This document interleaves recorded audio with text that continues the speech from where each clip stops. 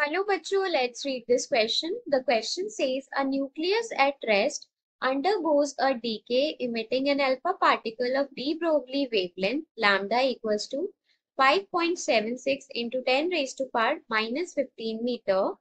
If the mass of the daughter nucleus is 223.610 AMU and that of alpha particle is 4.002 AMU, determine the total kinetic energy in the final state. Hence, obtain the mass of the parent nucleus in AMU. So यहाँ पर हमारे पास की concept use होगा वो है हमारे पास kinetic energy in radioactive decay in radioactive decay. So question में गिवन है कि एक न्यूक्लियस है जो इनिशियली रेस्ट पे है, न्यूक्लियस एट रेस्ट, उसका डीके हो रहा है और उस डीके के दौरान वो न्यूक्लियस अल्फा पार्टिकल इमिट कर रहा है। उस अल्फा पार्टिकल की हमको वेवलेंथ गिवन है जिसकी वैल्यू है 5.76 into 10 raise to power minus 15 metre. और मास जो है हमारे पास डॉटर न्यूक्लियस का, मास ऑफ डॉटर न्यूक्लियस वो हमको गिवन है 223.610 AMU और जो अल्फा पार्टिकल इमिट हुआ है उसका हमको मास गिवन है 4.002 AMU। सो हमको यहाँ पर टोटल काइनेटिक एनर्जी निकालनी है फाइनल स्टेट में और मास ऑफ पेरेंट न्यूक्लियस निकालना है। So mass of parent nucleus we have to calculate. So यहाँ पर हमको लैम्डा गिवन है अल्फा पार्टिकल का 5.76 into 10 raise to power minus 15 metre. So according to de Broglie hypothesis, lambda alpha will be equals to h upon p alpha. So p alpha की value हो जाएगी हमारे पास h upon lambda alpha. h की value है 6.6 into 10 raise to power minus 34 और lambda alpha की value हमारे पास 5.76 into 10 raise to power minus 15। So हमारे पास p alpha की जो वैल्यू होगी वो हो जाएगी 1.15 into 10 raise to power minus 19 kilogram metre per second. ये है हमारे पास linear momentum of alpha particle.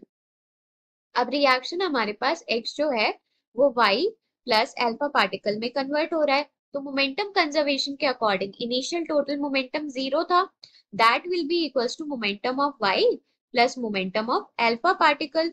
So momentum of alpha particle हमने ऑलरेडी कैलकुलेट कर लिया, तो मोमेंटम ऑफ y क्या हो जाएगा, ये हो जाएगा हमारे पास minus of 1.15 into 10 raise to power minus 19 kilogram metre per second. So total kinetic energy जो होगी हमारे पास फाइनल स्टेट में, total kinetic energy in final state, ये होगी हमारे पास kinetic energy of y plus kinetic energy of alpha particle. So total kinetic energy will be equals to p square by 2my daughter nucleus की kinetic energy plus p square bye 2m alpha particle की kinetic energy. सो अगर हम इसको solve करेंगे तो ये हो जाएगा हमारे पास p स्क्वायर बाय 2 कॉमन आ गया, बचा हमारे पास m alpha plus my upon m alpha into my।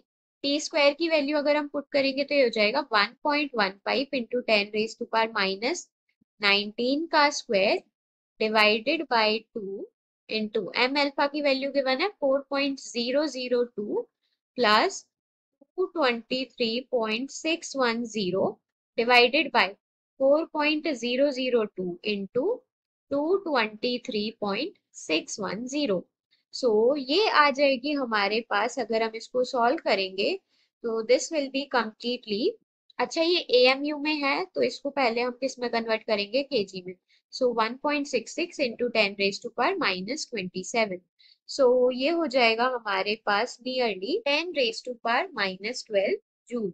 अगर इस जूल को हमको कन्वर्ट करना है मिलियन इलेक्ट्रॉन वोल्ट में तो हम डिवाइड करते हैं 1.6 into 10 raise to power minus 13 से। सो ये आ जाएगा हमारे पास 6.25 मिलियन इलेक्ट्रॉन वोल्ट। सो अगर हम इसके करस्पॉन्डिंग मास निकालना चाहें delta M C square use करके, तो वो है हमारे पास 6.25 मिलियन इलेक्ट्रॉन वोल्ट। तो हमारे पास डेल्टा एम की वैल्यू आ जाएगी 6.25 डिवाइडेड बाय सी स्क्वायर, जो कि हम लिखते हैं 931। अगर मिलियन इलेक्ट्रॉन वोल्ट में लिखना है तो ये आंसर आता है एएमयू में।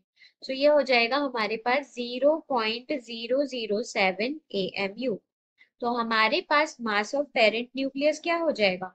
मास ऑफ पेरेंट न्यूक्लियस हो जाएगा हमारे पास mx will be equals to my plus m alpha plus mass defect delta m। सो ये हो जाएगा हमारे पास 233.610 plus mass of alpha particle is 4.002 plus delta m की वैल्यू है हमारे पास 0.007। सो इसको अगर हम ऐड करेंगे तो ये आ जाएगा 227.619 AMU। सो यहाँ पर हमारे पास मास ऑफ पेरेंट न्यूक्लियस आ जाएगा 227.619 AMU। Hope you understood it well. Best of luck.